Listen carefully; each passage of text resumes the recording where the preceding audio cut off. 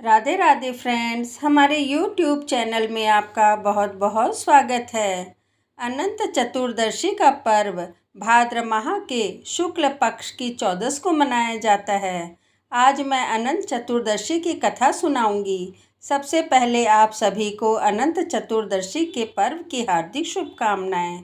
इस दिन श्री हरि विष्णु भगवान के अनंत रूप की पूजा की जाती है। यदि कोई व्यक्ति लगातार 14 वर्षों तक नियम पूर्वक यह व्रत करता है तो उसे विष्णु लोक की प्राप्ति होती है।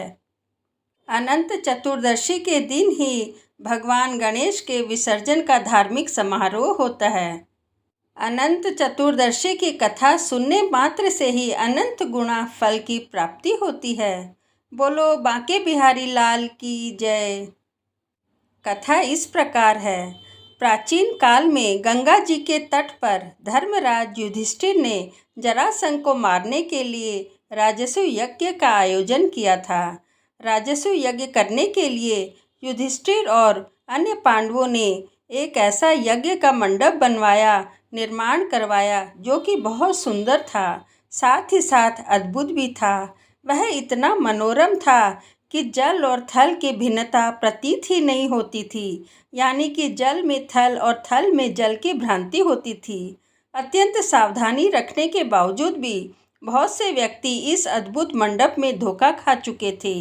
युधिष्ठिर ने राजसूय यज्ञ के लिए कई राजाओं और महाराजाओं को भी आमंत्रित किया था। एक बार कहीं से टहलते टहलते धृतराष्ट्र जी के पुत्र दुर्योधन भी इस यज्ञ मंडप में आ गए और वे जल से भरे तालाब को समझकर उसमें गिर गए।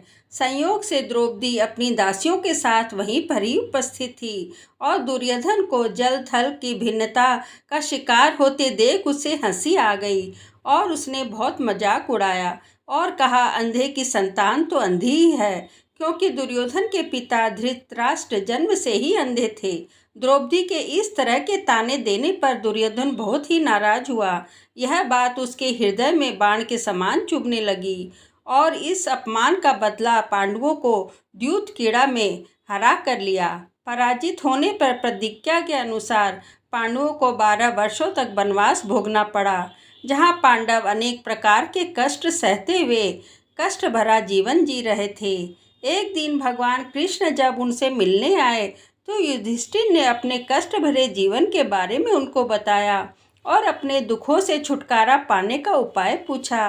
तब श्री कृष्ण भगवान ने उपाय के रूप में कहा कि युधिष्ठिर, तुम विधि पूर्वक अनंत भगवान का व्रत करो, इससे तुम्हारे समस्त कष्ट दूर हो जाएंगे और तुम्हारा खोया हुआ राज्य भी तुम्हें मिल जाएगा।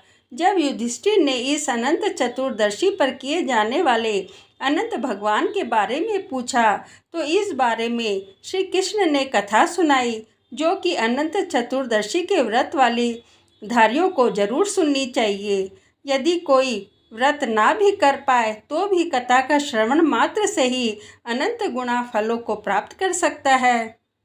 कथा सुनने के बाद वीडियो को लाइक, शेयर व सब्सक्राइब करें। बेल के निशान को भी दबाएं, जिससे आने वाला नोटिफिकेशन आपको सबसे पहले मिले। कथा इस प्रकार है। प्राचीन काल में सुमंत नाम का एक नेक तपस्वी ब्राह्मण था, जिसकी पत्नी का नाम दीक्षा था। उसकी एक परम धर्मपरायण ज्योतिर्मय एक कन्या थी, जिसका नाम सुशीला था। सुशीला जब बड़ी हुई तो उसकी माता दीक्षा की मृत्यु हो गई।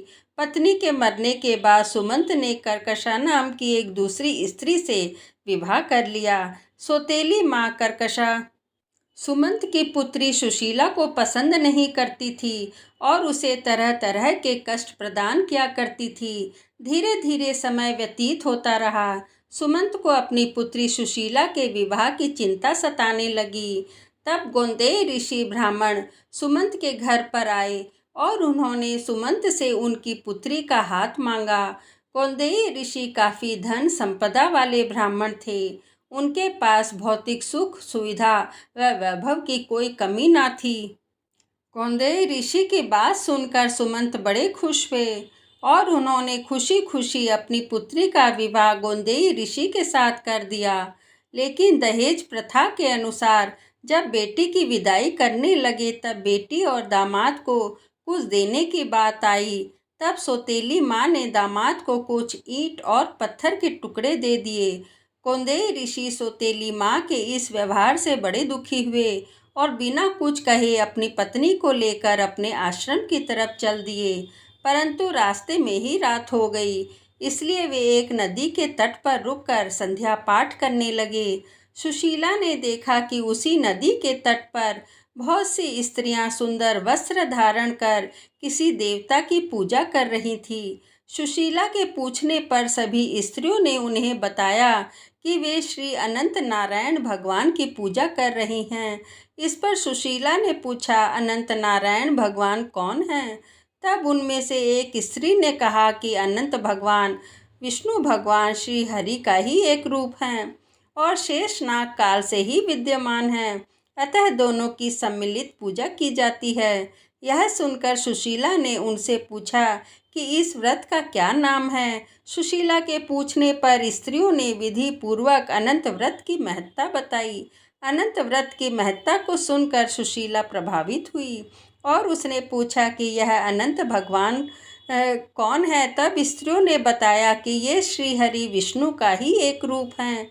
जो भी व्यक्ति इस व्रत को करता है उसे अनंत गुणा फल की प्राप्ति होती है। यह सब सुनकर सुशीला अनंत व्रत का अनुष्ठान किया तथा 14 गांठों वाला डोरा हाथ में बांधकर ऋषि गोंदेई के पास आ गई, क्योंकि व्रत धारण करने वाले को अनंत डोरा हाथ में बांधना जरूरी होता है। गोंदेई ऋषि ने सुशीला के हाथ में बंधे हुए डोरे के बारे में पूछा। सुशीला ने उन्हें सारी बात सच सच बता दी, लेकिन ऋषि गोंदेई को ऐसा लगा कि सुशीला कोई ऐसा डोरा बांध कर आई है कि उन्हें वे अपने वश में कर सके। इसलिए उन्होंने अनंत डोरे को तोड़कर और अग्नि में जला दिया। इससे अनंत भगवान जी का अपमान हुआ और भगवान नाराज हो गए। परिणाम स्वरूप धीरे धीरे ऋषि गोंदेई दुखी रहने लगे। उनकी समस्त धन संपदा नष्ट हो गई और वो पूरी तरह से दरिद्र हो गए। अंत में उन्होंने अपनी पत्नी से धन संपत्ति नष्ट हो जाने का कारण पूछा। तब सुशीला ने उन्हें अनंत भगवान का डोरा जलाने की बात याद दिलाई।